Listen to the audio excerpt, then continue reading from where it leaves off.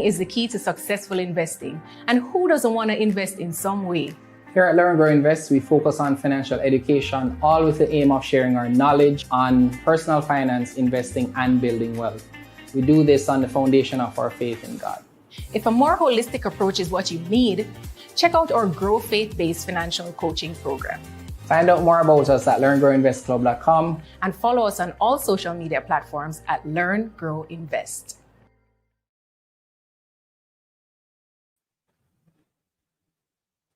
So Jamaica just faced one of its most devastating storms ever, and that's Hurricane Melissa. So you've likely seen the images and the videos.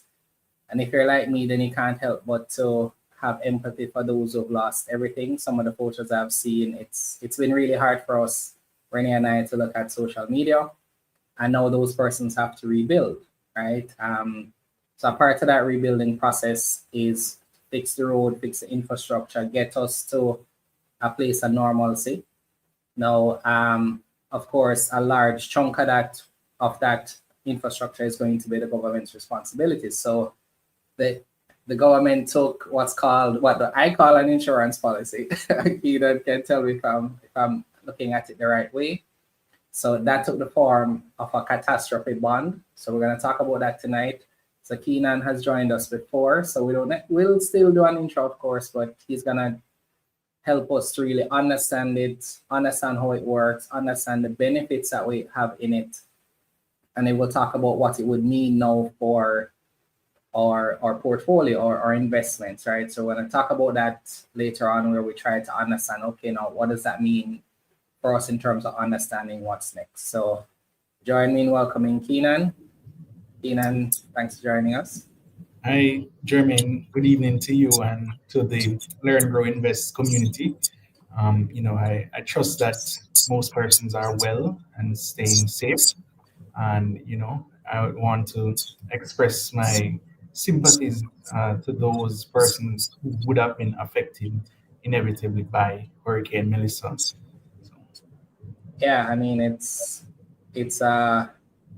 interesting because I mean, seeing those there are persons who weren't directly impacted, but then there's family, then there's friends, and their co-workers, then they're friends of friends. And so I think everybody has been touched by this in some way, shape, or form. And so we're all trying to get past it at this time.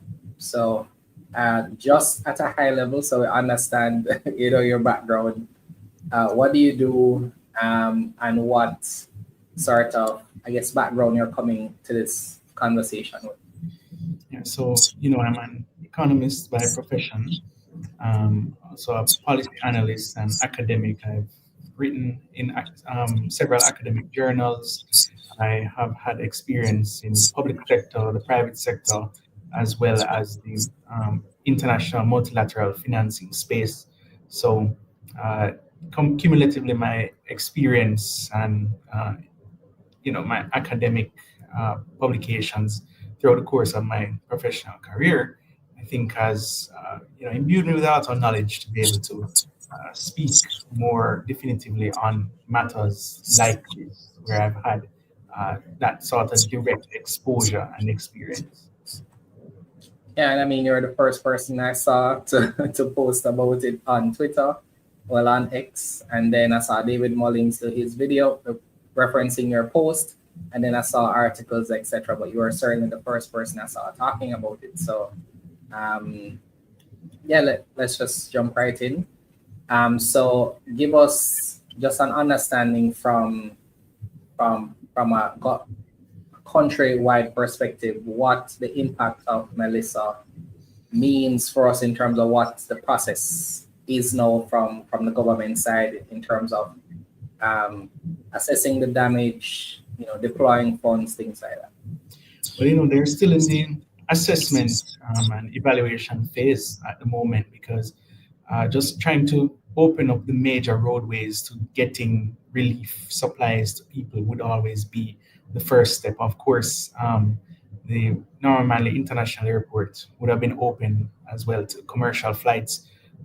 There is a decision to be made on Sangster International Airport, which sustained more of the damage, given that Melissa was in mostly Western Jamaica. So it's just opening up major corridors and thoroughfares so that the relief can get there. But in the, you know, it's really 3 phases that we can expect in terms of what planning will need to be done in terms of getting back to where we are. And the financing basically follows that cycle. So you're looking at initial relief, in the shortest possible time. That's just to satisfy people's basic needs right now. A lot of people are going without shelter, basics, food. Some people would have lost other material items. So those are the things that need to happen right now and for the next couple of months. That when we speak about short term, we're talking about maybe the next 6 months. Then recovery takes some time after that, maybe at least 1 to 2 years after that to just get you back to where zero will be, both in a economic value added sense, as well as in terms of just getting people back to some semblance of normality. And then in the longer term, you're looking at potentially 5 years or more. You're talking about full reconstruction. That's not something that can happen today or next year or even the year after that. This is something that has to take place over several budget cycles, right? And adjustments will need to be made accordingly.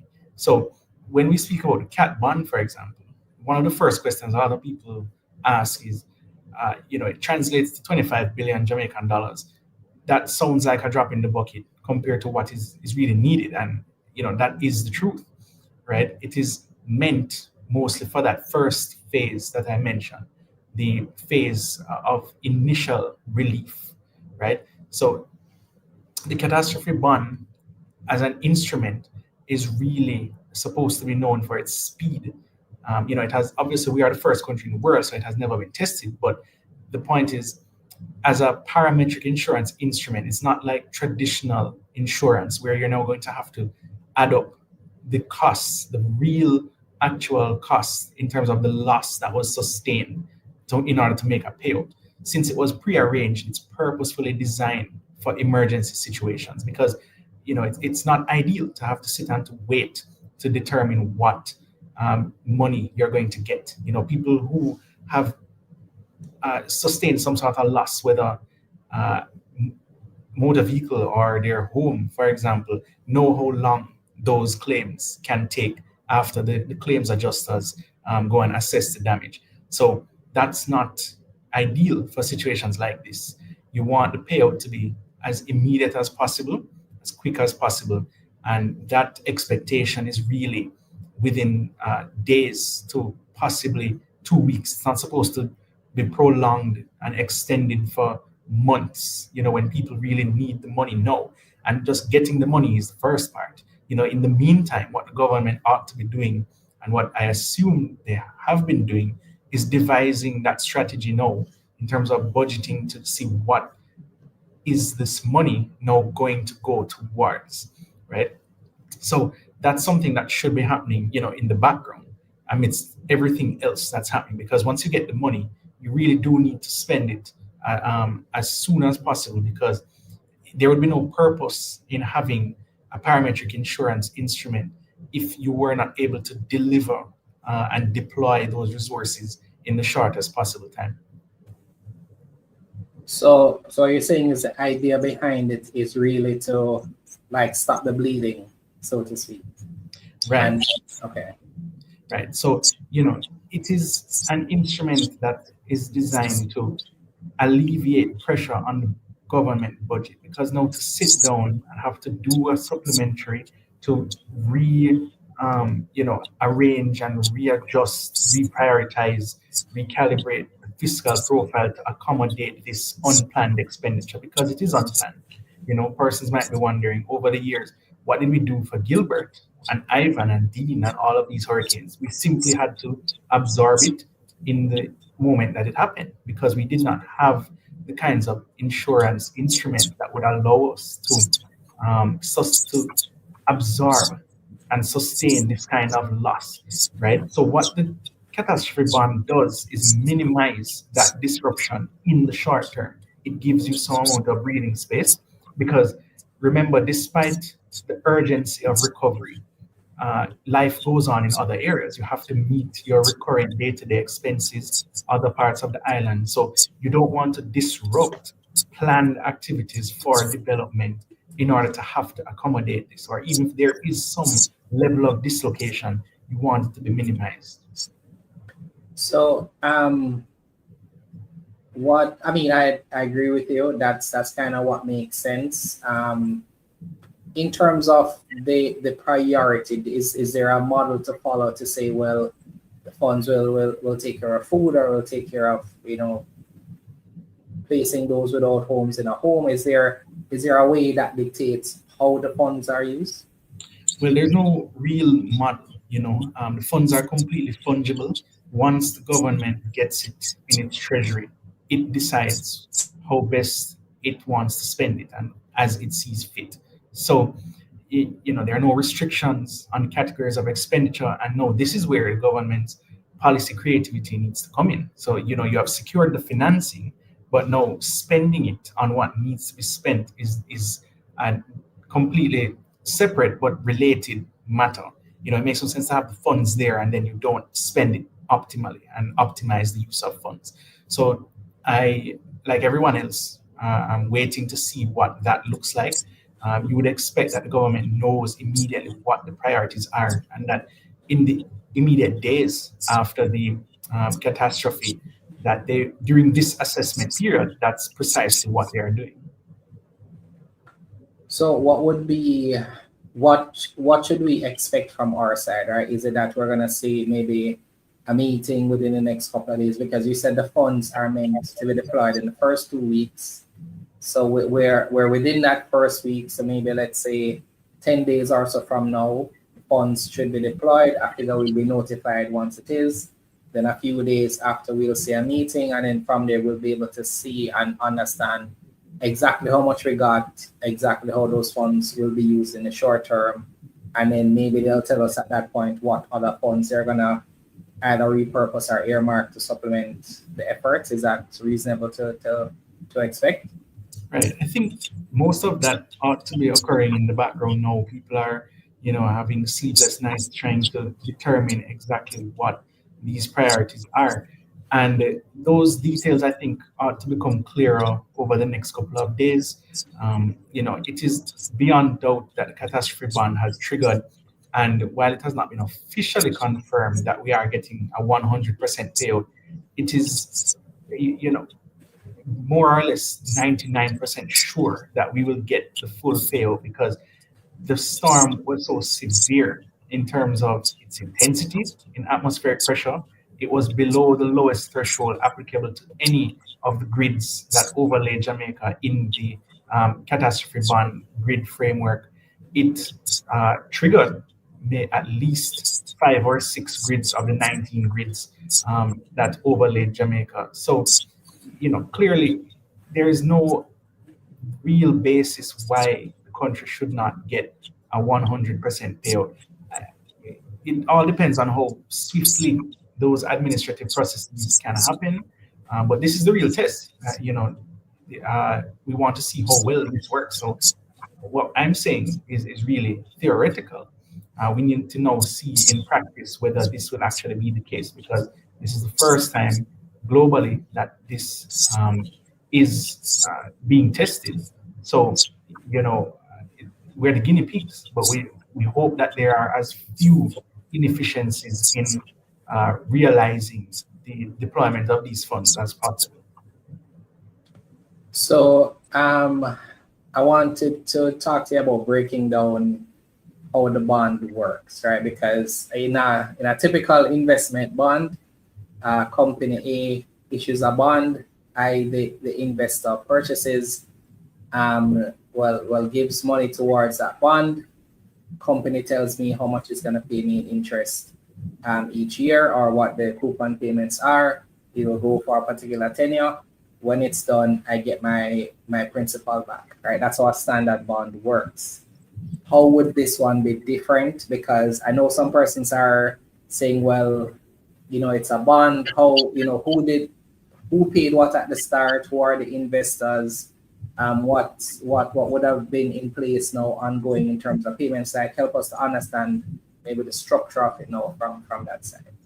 So, first thing I should say is that despite the terminology, it is not a debt instrument. So Jamaica is not adding to its debt stock because of this catastrophe bond. We've not borrowed money. We're not expected to repay any money. So that's the first thing I want to get out of the way.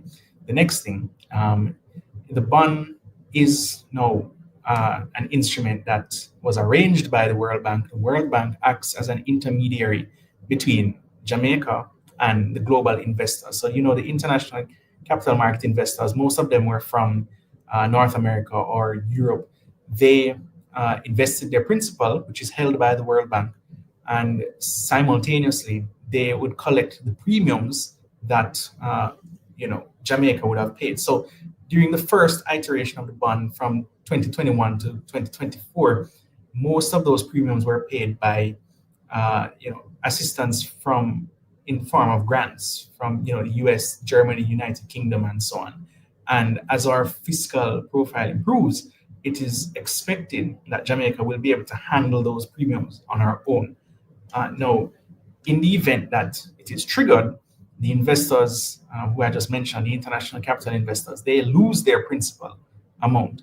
Whereas the reverse happens if there is no trigger or any payout, then the premiums that were paid on behalf of Jamaica would then go to those investors. So you're saying it's like let's take it from the perspective of the international investors, right? I would have paid X amount in premium, and if it is that, let's say that there was no event, it would have been a certain time that would have passed, and they'd have been able to get back their principal amount. Before they got that back, though, they were getting out some payments in the interim or something like that. So, our premiums that are paid on behalf of Jamaica are remitted to the investors in the form of bond coupons. So they would get back their principal along with the premiums that we would have paid. Whereas if the event triggers, they lose everything in terms of their principal. So it would still be operating as a bond from their side. Right. So from our side now, we would still be a part of those contributing to these pool of funds just the same. Know that we have an event, it's not debt we have to take on. It's an instrument that's there. Should an event happen, would benefit in terms of the payout. It doesn't add to our debt in terms of further saying, well, this 24 billion we have to pay it back over X time or anything like that. Right. But whatever would have been contributing in terms of that payment will still continue, but there's no further debt. Is that the way to understand it? Right. So, we are not taking on any debt in this arrangement. So, it's not anything that we have to borrow or repay or any sort of liability or obligation. It's nothing like that. Okay. So what does this mean, though, in terms of, now that this has happened, what's the likelihood that we'll be able to have a similar insurance policy going forward? Is there any concerns relating to that? Because the truth is we are in an area, a part of the world where hurricanes are a part of our history. They'll likely be a part of our future. So if this does work as expected, certainly we'll want to at least repeat it because there's benefit in it. But are you expecting anything relating that to change? I know we have to focus on the immediate issue here. I'm just thinking now long term, 5 years, 10 years, let's say we have something else, down the line that, how do we still have that sort of protection that we're able to get here? I think it's highly likely that it will be renewed. It's expired after the first 3 years, and this one provides coverage up to December 2027. So we have that coverage for next year's hurricane season and the year after that. And, the amount of the bond, obviously, our premiums would be expected to go up, which means now they get higher returns in the form of bond coupons. So and as you know as well as I do, that there's a risk reward trade off in finance. It's not always one to one, but in this event, it's a very high risk instrument, and the investors, they knew that before they were investing, and they did it anyway, presumably because the amount in terms of the bond is so minuscule in terms of the global amount for these things. So it's 150 million US, and the global bond market for this kind of thing is around 55 billion US. So their losses may not even be considered losses to them, right? In terms of the order of magnitude. And once they have determined that the reward in terms of the higher bond coupons that they are getting, it outweighs that risk, then I don't see any reason why they will be hesitant to invest just because there's no a shifting in terms of the dynamic as it relates to stronger storms, more frequent storms. They knew that already. All they're doing is now just recalibrating the parameters and updating the models so that they have the access to this sort of information before they make that decision. If they see that the payout now is going to be that much more relative to the risk, then there's no reason for them not to invest. Yeah, I just learned, not going to say just, maybe within the last year, I learned that, or maybe the last 2 years or so, that our bond market is actually miles, like it's massive compared to our equities markets or other markets. It's massive. That's, I heard that was like the most common instrument for investors and countries across the world. That makes sense, what you just said. So from our perspective now, what other systems or funds do we have access to, and how would those be triggered as well? All right, so we have a multi-layered disaster risk financing framework, and the principle underlying that framework is that you have different instruments related to the respective severity of a weather event or natural hazard, juxtaposed against its frequency. So for very high frequency events that have relatively low impact, such as tropical storms, the occasional tropical depression, flooding event, thunderstorm that we saw in Kingston the other day, and similar such events, you have a set of instruments that deals with that, that we can absorb the risk. So you have our regular contingencies fund, which is around 5 billion Jamaican. You have our natural disaster fund, which is supposed to be seeded to the tune of 10 billion. You add on more and you're mandated to save in it every single year until it gets to 10 billion, until they raise the limit again eventually in the future. It used to be just 100 million in the 1990s. It was raised somewhere in the early 2020s. And then after that, you have your regular budgetary allocations. But I should say that one comes before your contingencies fund. So at the lower level, when you can absorb the risk, you have these instruments to deal with that. But at the higher levels, when you have relatively high impact events like a Category 5 hurricane, as well as Category 4, Category 3, these extremely high impact events, but these are less frequent. So these events happen, a Category 5 hopefully does not happen every single year, not even every 2 years or every 3 years. We're talking about a once in a 20-year kind of span. So infrequent. For those infrequent events that are so massive in terms of their impact, we have a different set of instruments like the CAT bond. We also have the Caribbean Catastrophe Risk Insurance Facility, CRIF, and we have our contingent credit claims from the IDB. So CAT bond is 150 million US.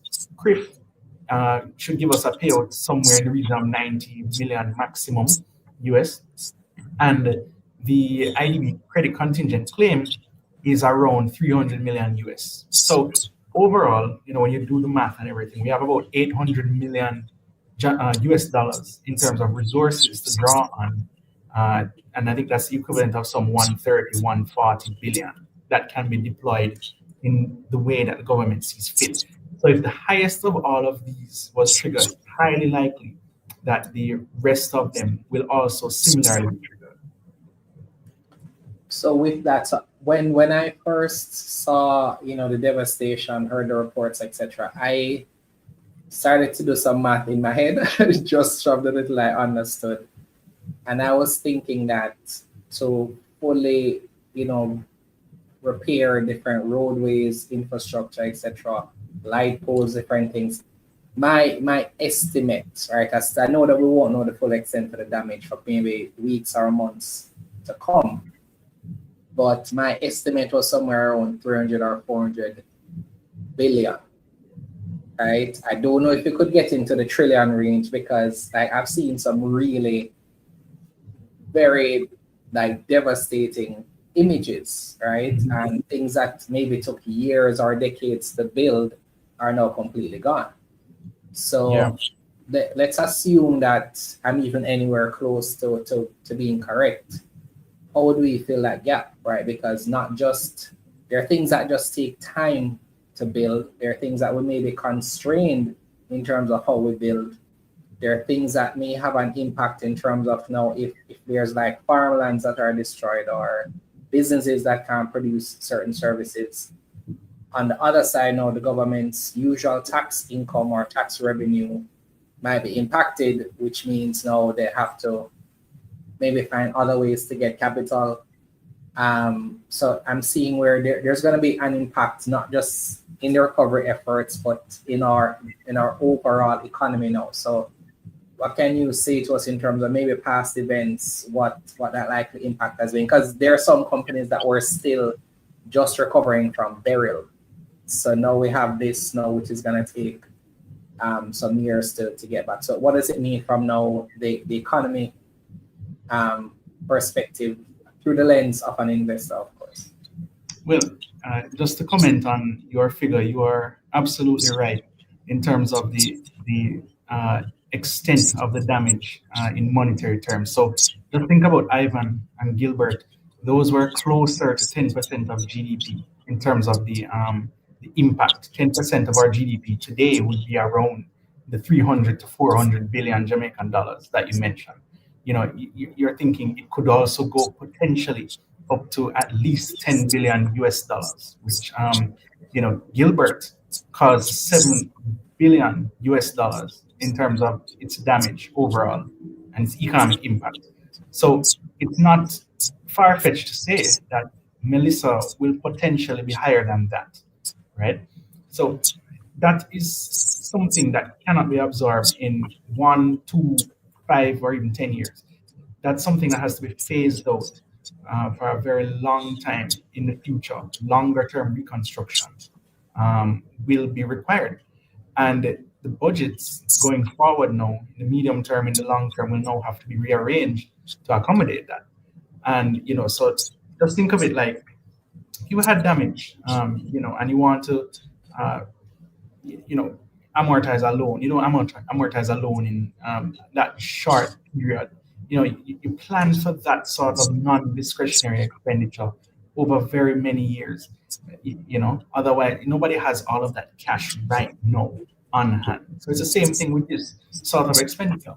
The government absolutely cannot absorb all of that in such a short space of time. But you can say, look, we're going to devote some maybe, let's say, 10 to 20 billion here that we can do every year, if that much, until we finally get to a place where we have rebuilt everything that had existed prior.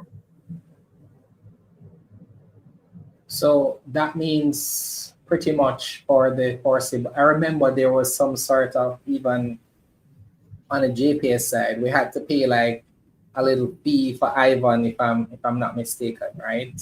There's an impact there. So my assumption is, and this is the conversation I had with Renee, that there's going to be an impact to agriculture, an impact to our infrastructure in terms of roadways, meaning productivity, businesses, farm, just about every single industry is going to be touched, or tourism is going to be impacted. So I mean, it's a complex scenario, of course. It's completely possible to rebuild, of course. It's just now to understand the impact in the short term as well as the long term, right? So do you foresee, for example, because this again was unplanned, do you maybe, well, I was gonna ask you a question, but it would be a speculation at this point. I was gonna say, do you anticipate, or have you ever seen an instance where maybe we have to either, introduce any taxes, or do we have maybe enough to get from, funding or donations externally to maybe redirect there? Do you know of any precedents of that, maybe from past ones? Well, I don't think the government will go down the route of substantially increasing our borrowing requirements in response to this crisis. That's the whole point of having these disaster risk instruments, so that you don't have to do that. Likely, I think the government will try to mobilize as much grant support and international aid support that it can. To the extent that it can't, then it may have to you know, think about other revenue raising measures over the course of the year, or potentially forego some categories of expenditure that are completely non-discretionary if they want to be able to increase these sorts of savings. But just having the framework in place is supposed to reduce the need to do that. But for the time being, I don't think it's going to be practical to totally eliminate the possibility of um, introducing revenue measures. However modest they might be, it's not something that people want to hear, but it's something that you do have to prepare for, given what we know. And as you said, it's going to affect just about every single area of the economy. You're talking about agriculture, tourism, services sector in general will be so badly affected. And recovery could, at minimum, take 18 to 24 months. And that's in the best case scenario. COVID took 2.5 years for us to get back to real, full value added output after the initial onset of the pandemic. So, I don't want to induce any panic, but I also have to be very realistic in terms of the constraints that we operate in, and the situation that we really have. If there is a silver lining about it, it's that usually after crises we tend to have a greater certainty in terms of our ability to rebound. Now, uh, we have grown more in the last 10 years in terms of quarters than we had in the previous 20. So, we had this very stop-start approach to growth where, we took one step forward, two steps back. So it was very volatile, but growth has become more certain and more embedded, even if it is not at the level that we want it to be. So we're going to now see what kind of recovery Jamaica takes on. Will it be a V-shaped recovery? I personally predict it might be more of a U-shaped recovery. I don't think it's going to be as sharp as a V-shape that happened during the COVID pandemic. And you're going to start to see some deceleration in terms of growth after the initial quarter. So we have to wait now to see how bad was it. It could potentially be as much as 10% well, 10% decline in the first quarter, full quarter after Hurricane Melissa. So just outlining the economic parameters, we haven't begun to speak about inflation. After Beryl, inflation was elevated for about a year before prices stabilized again. And now, with the monetary stance taken by the central bank, this will now cause them to continue a prolonged period of monetary tightening. So, and then that, of course, that filters into the stock market, which is already down. The financial index is down, you know, year to date for the last 4 to 5 years, really. So this is going to have considerable ripple effects in just about every imaginable way that you can think of. So that you actually went right into the next set of questions I was going to ask you, because if our growth would undoubtedly be impacted, what does it mean for the stock market, which is going to move according to how the economy is moving? Because we saw from March 2020, the JSE has not been what it was before. And now if we're projecting long-term recovery and the economy is going to inform how the JSE performs, are you pretty much saying the JSE will have, a few years of, again, negative growth like we've seen for the past few years? Well, it will remain subdued. And I think to a large extent, it's going to depend on what stance the central bank takes. No, I think that is going to determine a lot of domestic activity that can be induced in this time. So we know the mandate of the central bank is maintaining price stability and keeping inflation in check.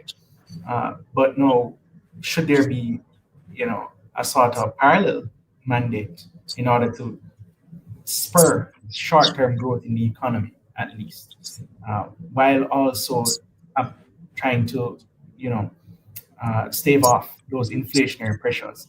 Now, in the long term, we know that what is required to get Jamaica's growth kickstarted, that requires more structural investments in FDI, for example, which we have done very poorly at, despite our macroeconomic stability. But in the short term, you realize credit is being squeezed. Private credit is not robust; it is flat. Credit to businesses, credit to households is robust, at least in terms of mortgages and credit card balances. But in terms of loans to businesses, people are not, companies are not really feeling the monetary environment to be able to expand and take on certain projects that they want to do. But we need that sort of boost right now. So monetary policy is going to have a very big role to play in the short term if it is that you don't want, for example, the stock market to continue to remain subdued. So you're saying pretty much the ripple effect of what's been happening would lead to this subdued growth, but if there's a parallel plan to sort of spur this activity, then we could see somewhat of a recovery while we're trying to overcome pretty much the consequences of what Melissa is bringing. Is what you're saying? Right. So it's a very hard balancing act, because at the same time, when inflation is expected to go up, particularly in Christmas season when demand will now exceed diminished supplies, you don't want to be too aggressive in lowering rates. But at the same time, that is what is going to spur growth in the short term. There's no other real way, because you can't overcome structural constraints in the economy in the next, say, 2 to 3 years. That's a long-term endeavor, 15 to 20, 30 years. If you want to be able to recover quickly, then monetary policy and fiscal policy are both going to have to try to work in tandem to get us to the point that we want to get. And just on the point of fiscal policy, this now means that the growth that we could not get from, exhausting the capital expenditure budget, those things will now have to really be fixed more deliberately right now, because that is where you're going to get the growth from. And we have done so poorly at it over the last 3 to 4 years, where monies had to be returned to the consolidated fund. And those inefficiencies, whatever it is, related to procurement or some other administrative concerns, will now have to be fixed more aggressively. So, like I said, fiscal policy, monetary policy will now have to work in tandem, not get in the way of each other, if we want to be able to recover much more quickly than we have in the past. So you're saying then, well, I was going to ask you one way, but let me ask you this way instead. Because what we've seen over the past few years is that you have specific industries that have been doing well in terms of the stock market, right? Even though the market overall is down, there are certain industries that have been doing well. So, for example, infrastructure companies like Jamaica, we may have dividend-paying companies that we've seen growth from. We've seen certain industries kind of, be able to still be profitable, still generate cash, still pay out shareholders. What industries do you think can thrive in an economy like this, in terms of what the next 3 to 5 years is expected to be like? I mean, anything related to the movement of goods and supplies, food distribution, transport, retail, things like that, wholesale. Uh, yeah, I think those are mostly what the companies that are better positioned uh, to sort of be resilient to this crisis, because you're talking about relief and supplies. Anybody that engages in that production, manufacturing, you know, those are the ones that are going to do better. Obviously, agriculture is not going to be at the top of that list. Uh, you know, you're thinking obviously, real estate and construction. The difference now between real estate itself being just land, housing, roads would now be road construction. And incidentally, you find that based on the trend, construction is separated from real estate because we take it to mean road construction. But there are several roads that we were not able to get off the ground, in terms of what the government was doing to expand certain thoroughfares and what have you. But no, they're going to have to work more aggressively to do that. So I think those industries, are best placed to be the most resilient and perhaps weather this crisis better than others. Okay, so you're pretty much saying I don't have to worry about Trans Jamaica. Is that what you're saying? Well, I mean, based on the discussion you and I had earlier, yes, we know that tolls are going to remain open for the immediate period, but that's not going to be a long-term thing. So you don't have it can't be permanent. I think in the days following, it makes sense. I think I was saying in a group, it's an act of goodwill, right? So it's great that they're doing it. Sure, investors may be thinking about their revenues in the short term, but even if they do it for a month, I don't necessarily see, because they were already trending, for example, to have one of their best quarters ever. So if we forego, because two things about it, even if they were charging still, the level of traffic we may say would have been hampered anyway, because a lot of persons now, whether it be vehicles, whether it be they have to stay home to focus on repairs, I'm not sure would have been seeing the same level of activity anyway. Yeah. So if they focus on making it just accessible for persons to be able to come and go easier, and even if we even forego the first month, and then we see some revenues for December and so on. To me, that makes sense. That's like their donation to the recovery, for lack of a better way to look at it. And that's going to be something that's still going to be there, generating revenue as people go. There will be, I think, other industries you mentioned, like Carib Cement, I see as having a good opportunity there. We're known for building houses with, cement, steel, etc. I mean, if you follow some of the reports, you think we're all in board houses in Jamaica, but we do use cement and that thing. So I think I agree with you in terms of those industries. I am concerned about the agricultural ones. Mm-hmm. I am kind of curious about the petroleum ones, right? Because I'm not sure the state of those infrastructure now. We don't know whether or not they'll be able to continue. I am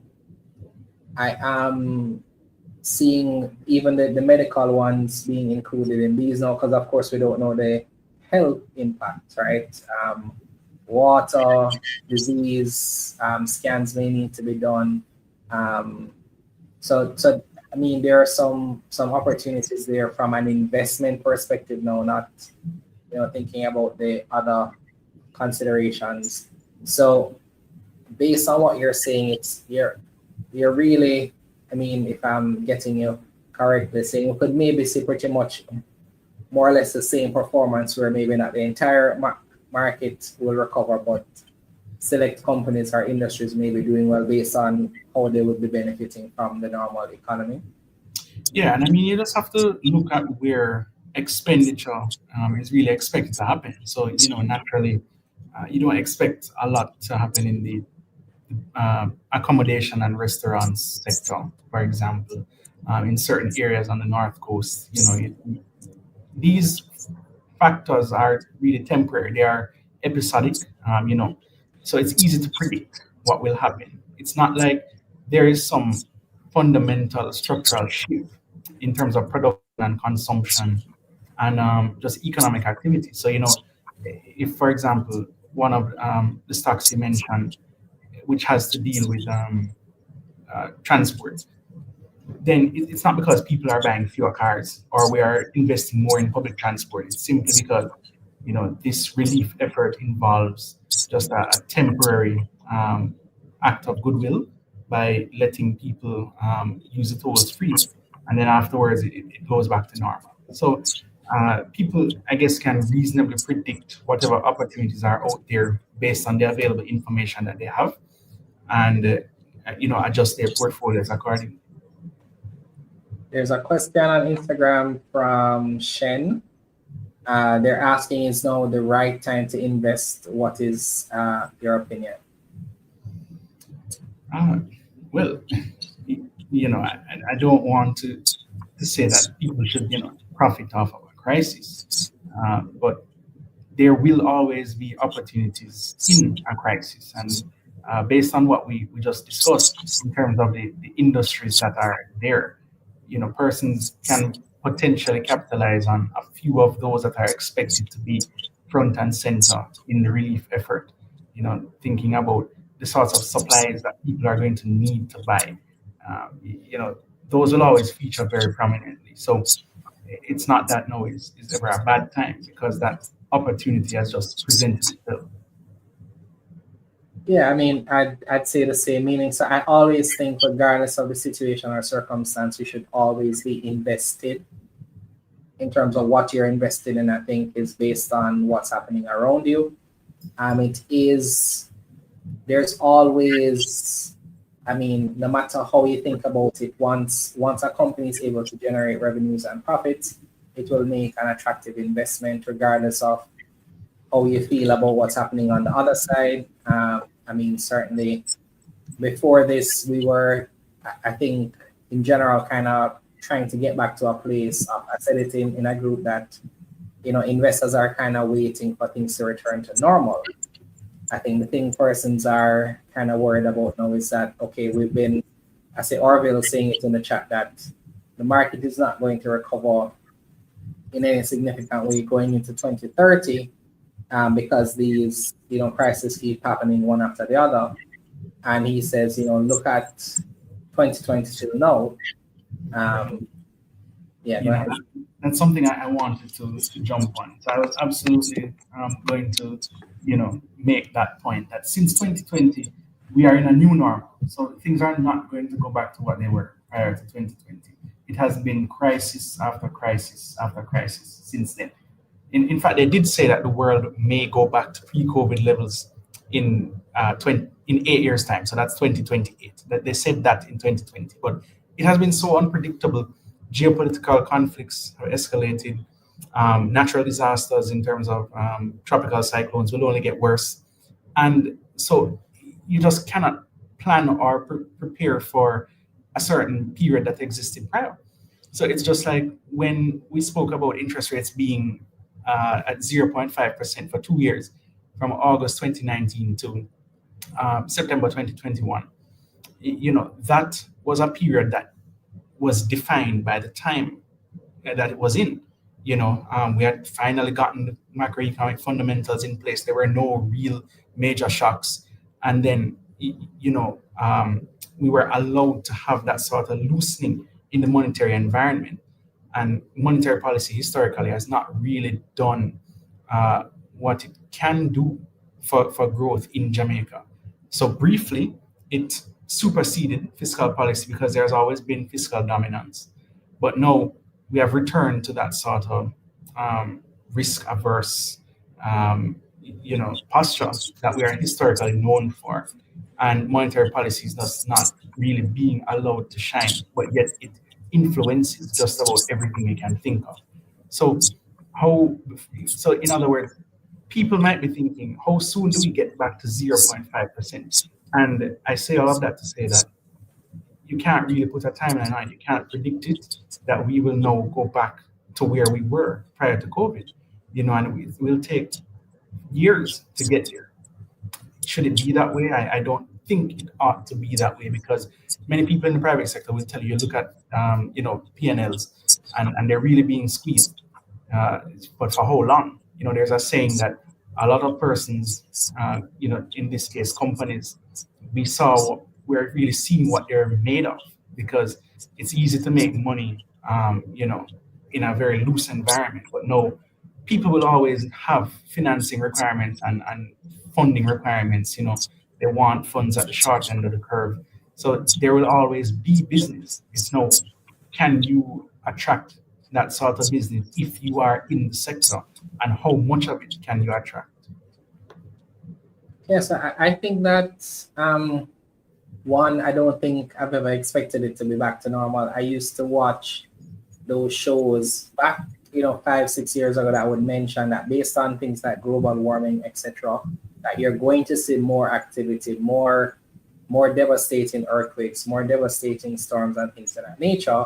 And at some point, the future becomes the present, right? Mm-hmm. And I think with the pandemic, which history has shown us happens every 20 or so years, and with increasing wars, tensions, etc., I think the future will certainly be very different from the past, which is why when persons were kind of so for example, in the US, they're very surprised, for example, at the rise of gold prices, because typically that would come at a certain point when maybe other asset classes are performing a certain way. But no, everything seems to be moving in the same direction at the same time. I just think that the future will look different, in the sense that what we knew to be true 20, 30 years ago in terms of what would have been expected in terms of history repeating itself, I think it will repeat itself in certain aspects, but not in a way that we're necessarily expecting it.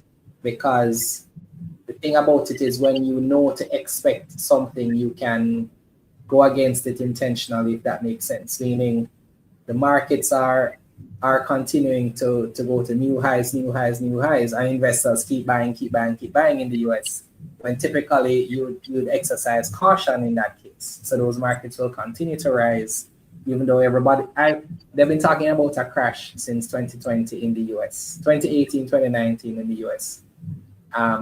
7 years later, things are still going to all-time highs. We're seeing, Microsoft was, I think, the first to reach 4 trillion. Now Nvidia is at 4 trillion. And so I think that we'll continue to see these things go to new levels until something that we don't expect, something that is unplanned, something that is not a part of what we would have seen, is going to trigger the type of event that will cause us to actually reset everything like everybody's kind of expecting, if that makes sense. Yeah, we are definitely in a new normal. And I think part of preparing for that new normal is going to require some amount of resilience in the financial sector itself.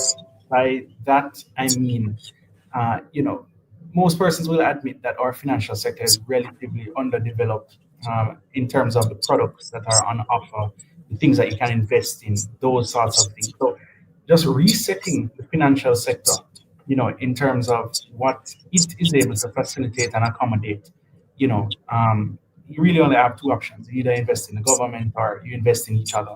We have such a highly conglomerated financial sector that opportunities are, limited in terms of, people will probably describe it as like a very vanilla financial sector. But how do we deepen it and make it more sophisticated, right? In terms of products that are on offer, we obviously are still a very risk-averse financial sector, and it reflects in legislation. There are so many things that investors have to, think about now immediately, like the special resolution regime legislation. You're thinking about increasing capital adequacy requirements. You're thinking about obviously, the asset tax. You're talking about different things in terms of the regulatory burden is going to stifle innovation and creativity, and sort of over-regulate kind of thing. Given our historical experience, we can see where that posture comes from. And of course, you have to protect the people who are in the financial sector. But how do we find that right balance and strike that balance between encouraging innovation in the sector while also being able to ensure that it is adequately regulated? Yeah, I mean, I would love to see a more dynamic, a more integrated financial sector where so today I had to reset my password for my Interactive Brokers account, an account that I could open completely by myself at home, KYC, everything done online. I've opened a business in the US completely online. I'd love to see, for our market in terms of the stock market, being able to have an all digital broker where I can, open an account in Jamaica from home, everything done. I'd love to see different options or flexibility as it relates to brokers. Like I can just do more things from home. I'd love to see more instruments on the market itself, different things that we can invest in. Something as simple as shorting, we've been talking about for maybe 5 years. I haven't seen it yet. I've been investing for 8 years. I've heard about it for 5 years now. And just the different things that is available globally to invest in that we can't take advantage of. And there are those of us who do it, a small subset. I mean, for example, we'll talk about it in our community, but I imagine that maybe less than 1% of all the investors in Jamaica are also investing in the US markets or the global markets. And it just feels like we are, even something I was saying to somebody that if you have persons who are even uncomfortable with online banking, like it's such a basic, concept, they're not going to be comfortable with an investment sector that's completely, online or digital or more sophisticated rather. I think that's driven a lot by those who are kind of calling the shot in terms of the sector now. I hope that will change in the next, generation or two. But I'd love to see some of that change in my lifetime, of course. But I've been watching it because on one hand, as an investor in the US markets, I have all of this, flexibility, access. I can invest in like 5,000 plus, companies on the US market, commodities, crypto, all of that stuff from Interactive Brokers. But on the JSE, 100 companies, bonds that hardly trade, and some companies that, they could be months before they see any trading activity at all. So I'm certainly hopeful, because we've still built our channel on the Jamaican market, so we're bullish on it. But I'd love to see, like the market become a channel for growth, so that overall it will help the country and other sectors, right? So I'll digress. Yeah, and that's is such a prevalent issue, as we have discussed it. Just the depth of the local market. That's why there are such liquidity problems and issues. It's not large enough, it's not wide enough, it's not deep enough to accommodate as many participants as it does right now, and particularly what you would want in the future.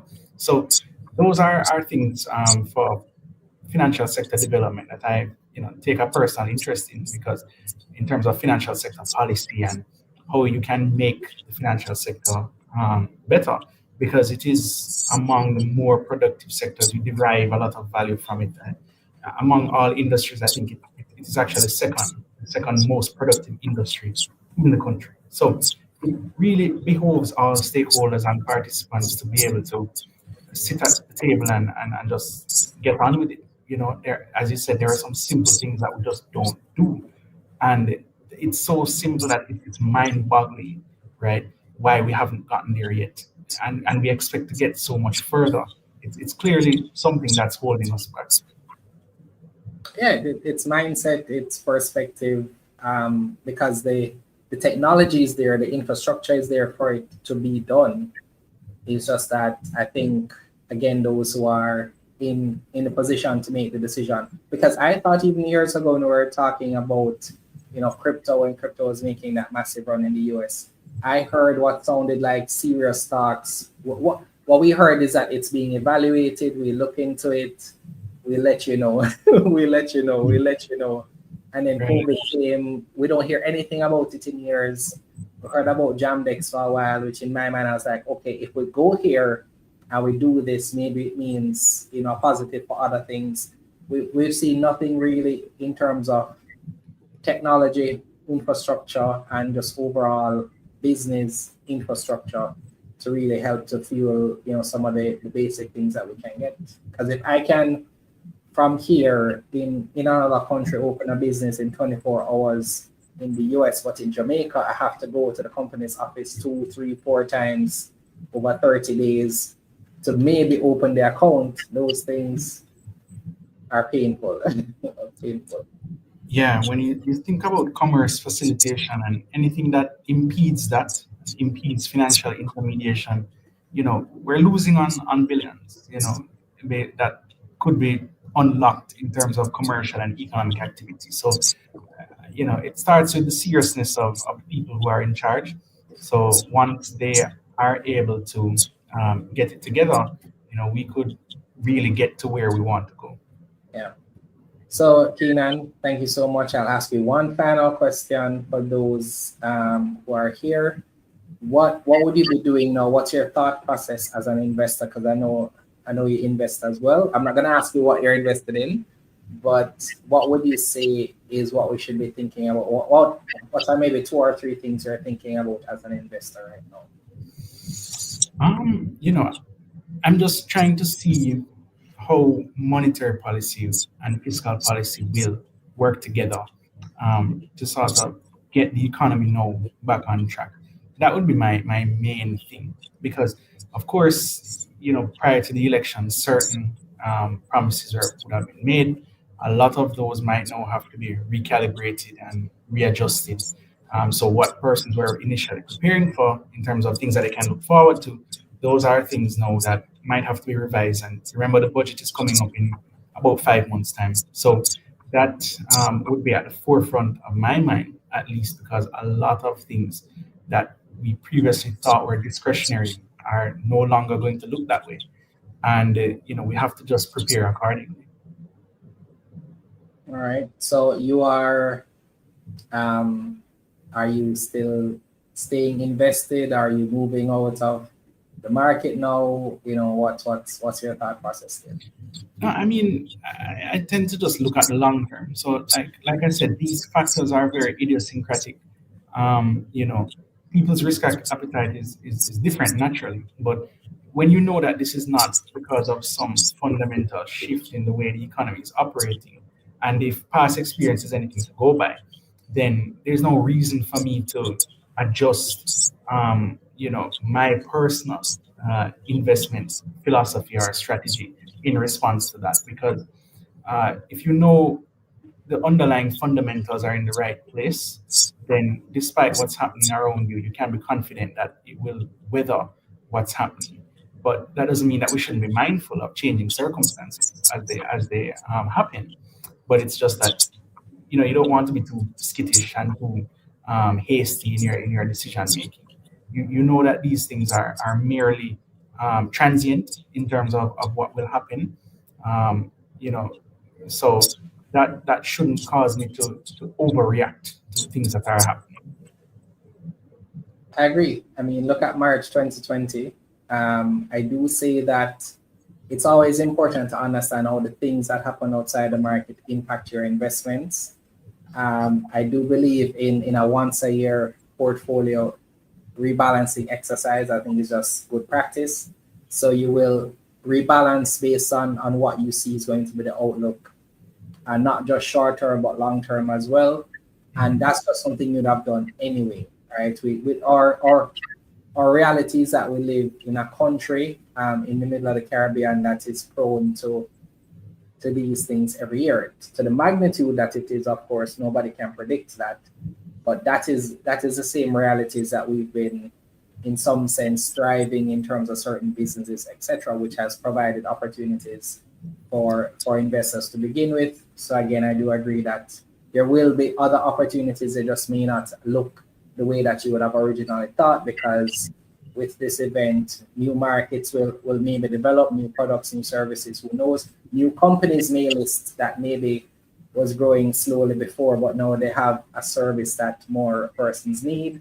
Their business will scale faster, and so you may see different industries pop up. But if there's still going to be opportunities to invest. It's just whether or not those will be the same companies you currently have, and I think you just take it from there. So Right. And if you're a prudent and agile, risk taker, risk manager, then you know how to appropriately price in certain risks and vulnerabilities that we face. So nobody can price in a category 5 hurricane, but you do expect at some point that, our luck is not inexhaustible.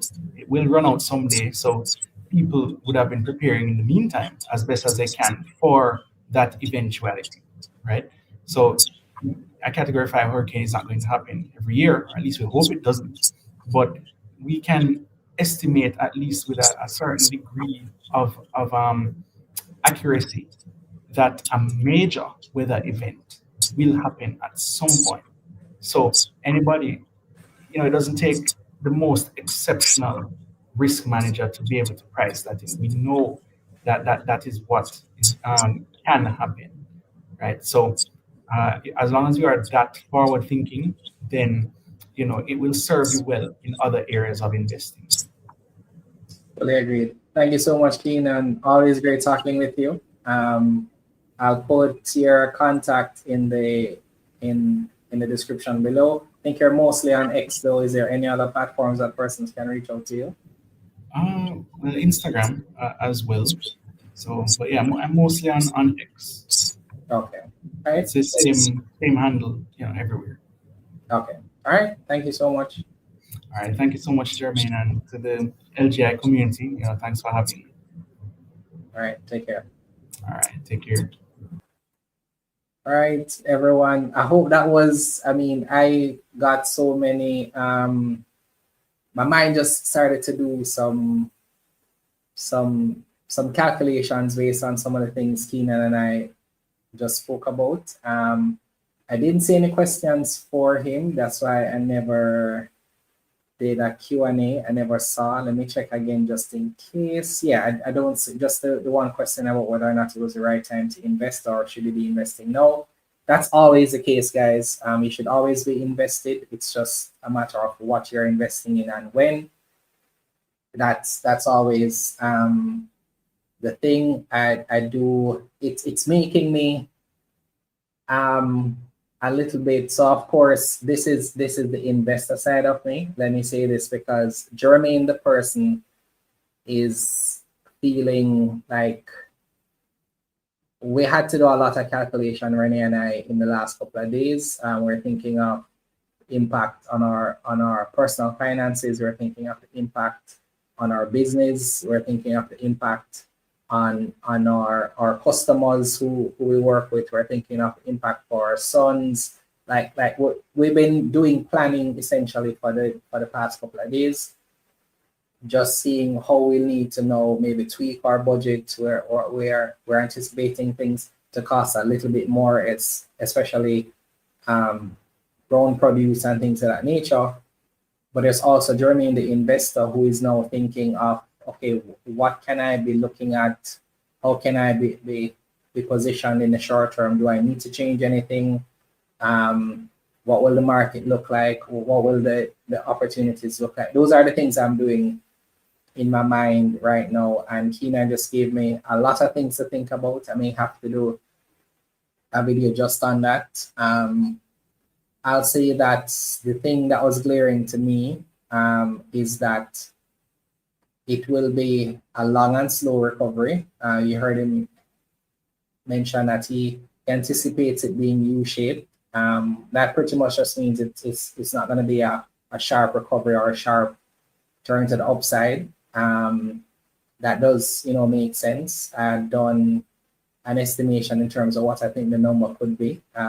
I think it's 300 billion in terms of total cost, but as you mentioned, that cost is going to be realized kind of over years because there are immediate things to take care of, there are short-term things to take care of, there are medium-term things to take care of, and there are some things that may not be fully restored for like a decade or more, right? I think as it relates to any, I saw a photo of, I don't remember, what it's called, a lot of like plants, trees that are torn down, those kind of things. To me, plant trees, they'll regrow, right? It's more about the infrastructure side of things, like the roads or those, without water, those without electricity, those without internet. The things that enable productivity are the things I'm watching. And from the company side, now I'm just looking at, okay, which companies can weather the storm now, which companies may be impacted. I've thought about Spur Tree naturally as one of the companies I'm thinking about. I did mention, RPL, FESCO. No, RPL is in the path where the hurricane was. I think a few of their stations are there. Thinking about Express Catering, thinking about Dolphin Cove in terms of tourism. I haven't heard from them as yet. So I do think that a lot of the companies' Q3 reports, as in the quarter ending September, will still be a normal in terms of normal, because that would have been outside the window of Melissa. But I think the Q4 reports is where we're going to see most of the impact, a lot of numbers that are going to be different now based on this quarter, right? This quarter, we have to see where persons are spending, right? So certainly moving to the top of my watch list. You saw me did a video about the stocks most likely to be the next Trans Jamaica. And it's interesting that I did that video 2 weeks ago, right? And now, one of the companies on that video, I'm thinking is going to be very, very interesting to watch for the next 3 to 5 years, just based on the kind of investment we'll have to make for the next 3 to 5 years, and that's Carib Cement. I do think Kingston Wharfs is going to be interesting as well, in terms of just the role they'll play, because I imagine as well, not just locally, we'll also probably have to ship in a lot of infrastructure, a lot of things we may need to get from overseas. Atlantic Hardware, Lumber Depot, companies like that, maybe Fosrich, those companies that can really be ideal for our current realities, right? So those manufacturing companies, financing companies, Dollar Financial, Access Financial,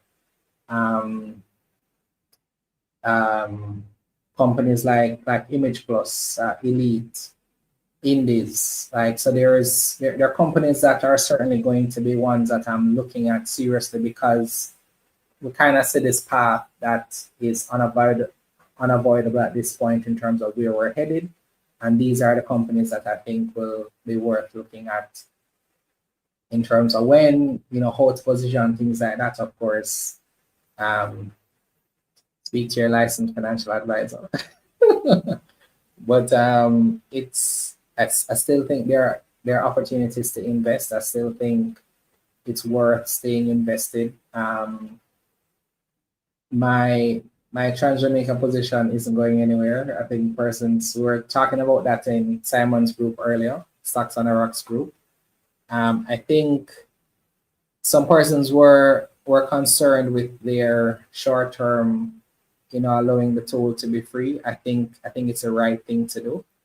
I think if we had a company that provided that service, that it's such, a critical service right now, it's the right thing to do there.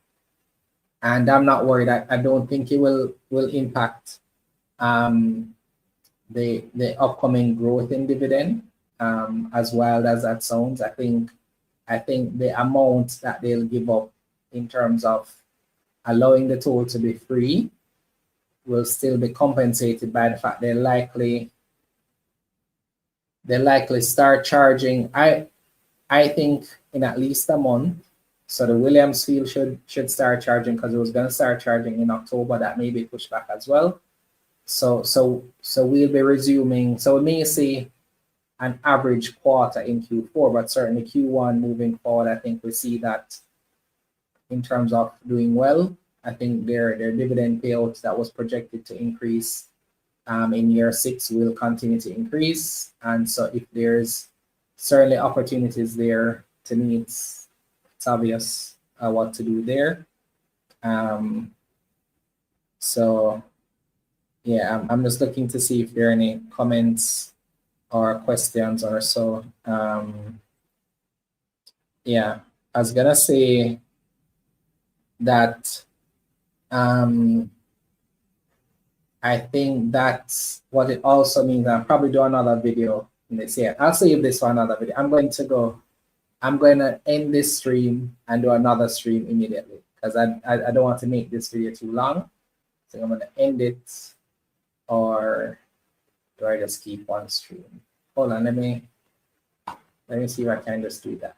I was going to end the stream, but let me just do an intermission here and just go into a different topic. Let me do that. Learning is the key to successful investing. And who doesn't want to invest in some way? Here at L.E.A.R.N Grow Invest, we focus on financial education, all with the aim of sharing our knowledge on personal finance, investing, and building wealth. We do this on the foundation of our faith in God. If a more holistic approach is what you need, check out our Grow Faith-based financial coaching program. Find out more about us at learngrowinvestclub.com and follow us on all social media platforms at Learn, Grow, Invest.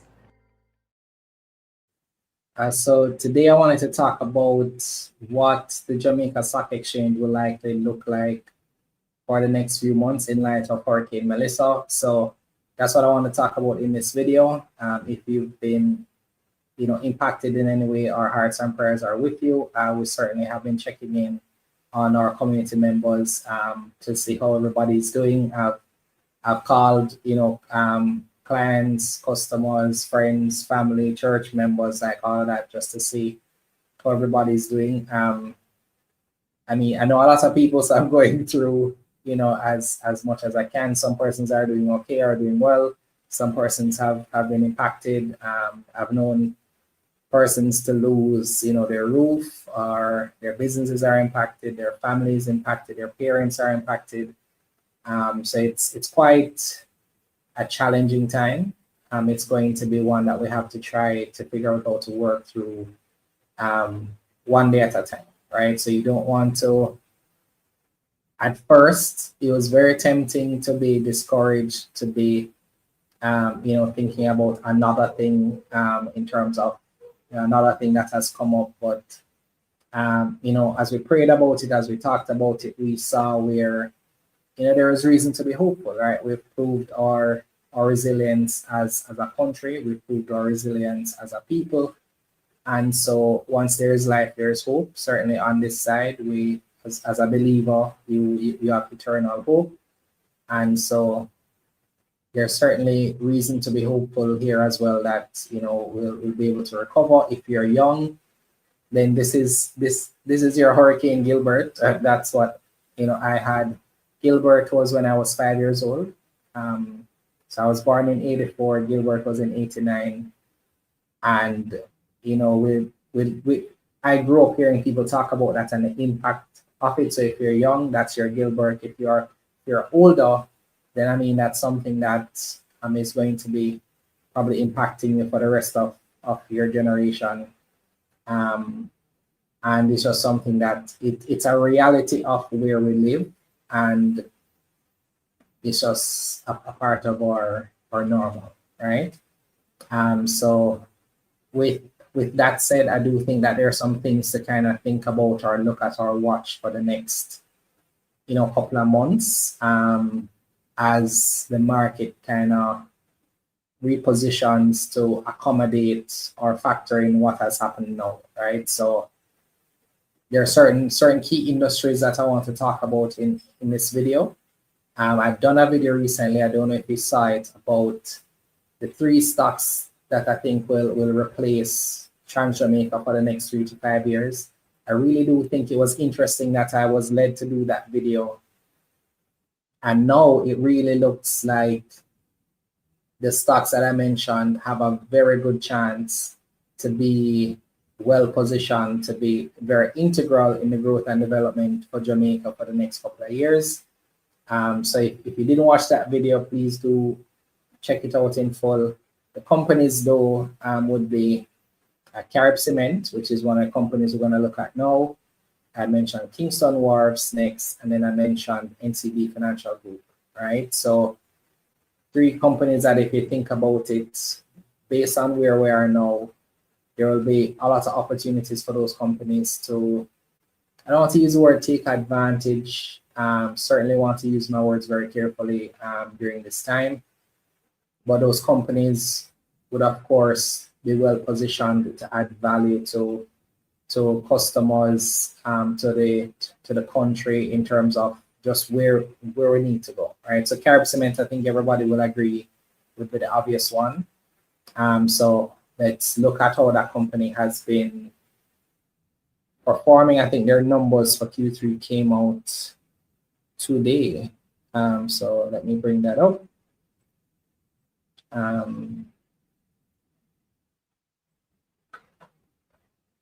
All right, so I'm going to share my screen and then,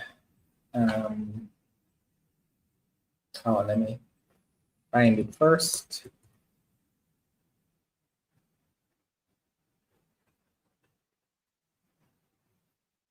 So I'll just be looking at those companies again, really, and any other company I think will do. It's just a company worth watching maybe for the next few months. While talking about what I think will be the overall kind of sentiment on the market overall. So I do think there are some, so depending on where you are, certainly if you are on the side of the island that was impacted, you're going to be thinking about resource management, right? How you're spending your capital.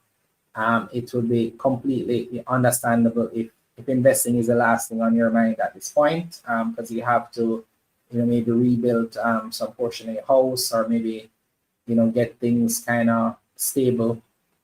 So that's completely makes sense. I do still think that as it relates to rebuilding in general, you prioritize the needs, and then you sort of take your time to kind of rebuild the nice to haves, right? So for example, for somebody without a roof over their head, the roof is the priority. Once you have the roof over your head, once you have that secured, you can take time to put things in place like your furniture, maybe, things like that. So it's just the way that it makes sense, meaning you can't spend the next, year or 2 years, 3 years trying to replace everything that you lost in the short term. That's going to be a large cash outflow. But of course, there's also, of course, opportunities for persons to use debt to try and restore. That also has to be taken cautiously, because debt has interest, repayment has impact on finances. So there are things that you need to consider for those who are maybe thinking now of just simply reacting to what has happened. You're thinking of different things in terms of now kind of watching to see how the market may be responding, for you to be able to position your portfolio in that way. So that's kind of how I'm seeing it. James is asking, what about Atlantic? Possible to rebound to IPO? I do think so. I do think Atlantic is one of those companies that are worth watching now for sure, especially based on relationships, network, just one company I think may be interesting as well that I'd love to look at as well. Let me switch a second here and look at them. this company just came to mind. I haven't spoken about in a long while, and that's JFP, because I'm not sure. JFP is 60 cents. I think the IPO was $1. Year to date, they're down 37%.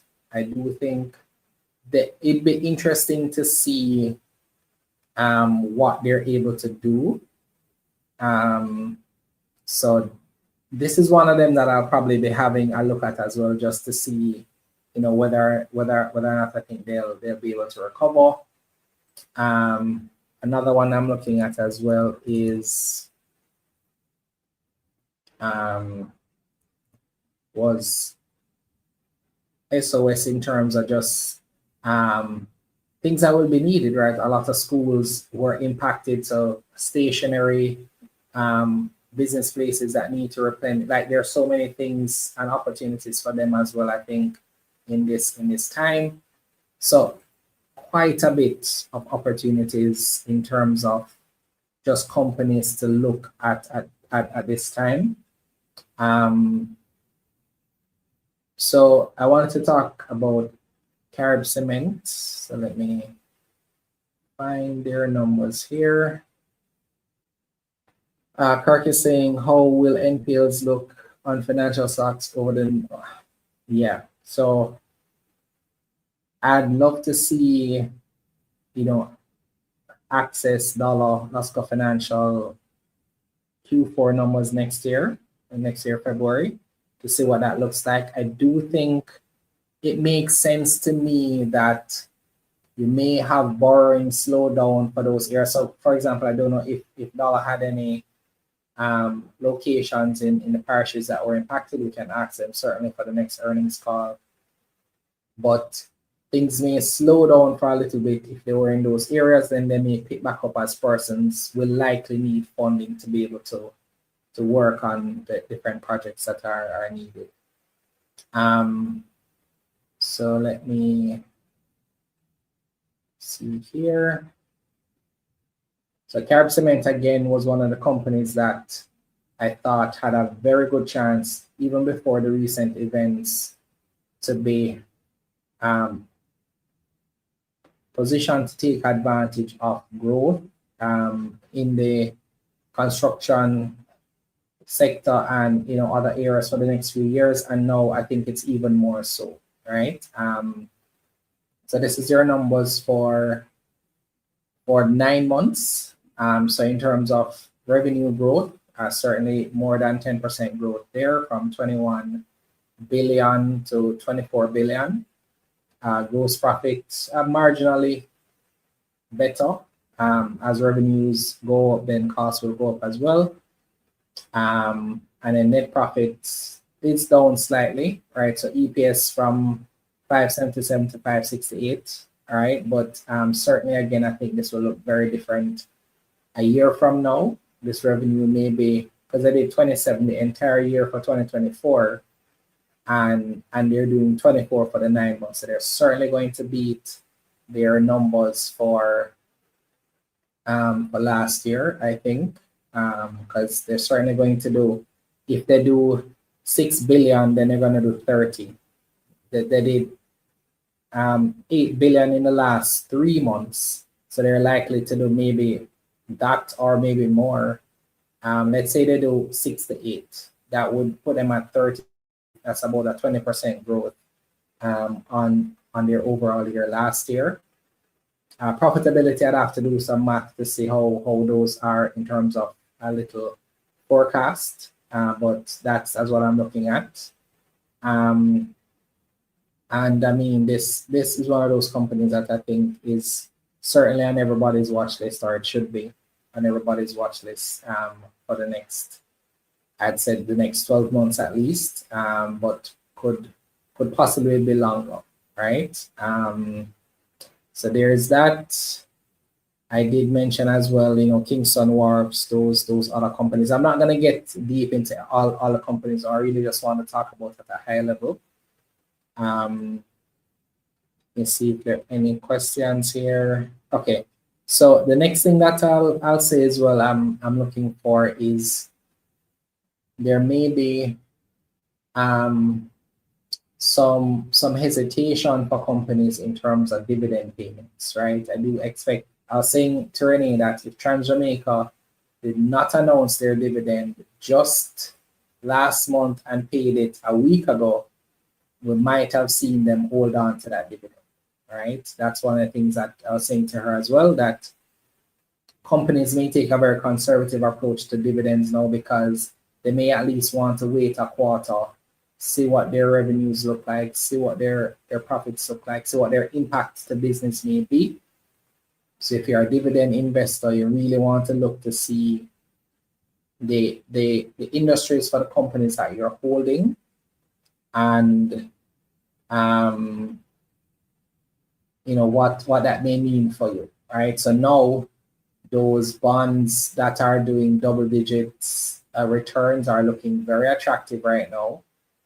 You also want to carefully look at the companies paying the bonds, right? Do the companies have that sort of, is the company going to experience any shock that will impact them paying that bond payment, right? That's one of the things you want to look at. So dividends, bond payments, etc., all those things stand to be impacted.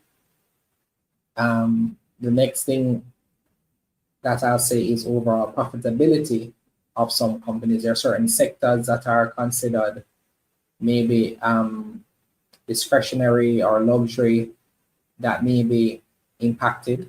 So you have to think about that as well if your companies fall in that kind of segment. So anything that may be considered a nice to have, right? As persons, companies, etc., may be a little bit conservative for the first quarter or two in terms of their expenditure. You want to kind of think about that in terms of how that may play out, is what I'd say. So those are the things that are kind of top of mind for me right now. Total 3 stocks will go to me. Garfield, I don't think I understand what you're saying. Okay. So you're saying total 3 stocks that I mentioned seem good to you. So you're saying you don't think NCB is a good stock. Now, why? I don't think I'm ready to change that outlook for them, right? Because what would change in terms of, one thing I failed to mention, insurance companies may see an impact, because depending on, and I don't really know the insurance sector well enough, but insurance is certainly going to be impacted. So companies like General Accident, I'm going to be looking at, I know NCB has an insurance arm, things like that. So we'll see. But yeah, Kirk, I'd say emphasis on, no, okay, I think you're relating to the NCB thing as well. So I don't necessarily agree yet. I'd want to wait to see, or at least maybe I'm not thinking of what you're seeing would have changed for them, because what I don't say what would have changed for them from my last thing about them. So let me see that. So yeah, that's what I want to leave it at for this video. Don't say any questions. If you have any questions or comments, let me know. What are your thoughts on how things are right now? Let me know, and let me just see if there's any group or so that's asking me a question. I know sometimes persons don't want to post it in the chat, so they'll send it to me. So I'm just checking our Telegram group, the community group, etc., to see if there are any questions that are there for me. And then you can let me know if you have any comments or questions. Yeah, I do agree. So that's what I'm saying. I'm not sure what Garfield is saying, where I'm not seeing the immediate risk that he's seeing to NCB that would not make it a good stock right now. Now, if you're saying that you think maybe their dividend will be compromised and it was the dividend that was driving the growth, I don't agree with that. So I certainly agree that there are compelling companies now that weren't compelling a week ago. that you can look at. I certainly agree about that. But those are things that will be shown, right? They're the obvious ones that you can think about, but there are things that just give it time, because we have to see impact to each company first. So you have to kind of wait for the quarter to play out. We're not going to see the impact of Melissa on any of the reports coming out in the next week or two. We're going to see that next year, early next year. So it's going to be a 4 or 5 months before we start to see the reports that are reflecting the reality now. So if you want to do something preemptive in terms of your portfolio, that's for you to decide. But I mean, that's what I'm thinking, right? And I do think that there are some that will kind of emerge as doing well based on the current realities that we have. So that's kind of how I'm seeing it, right? I'm certainly, feeling like it will make sense to have a challenge kind of discussion for our membership community. We're certainly going to be having some conversations about what type of investing makes sense now, right? Yeah. All right. I think that's it. All right. So I hope everybody, continues to stay safe.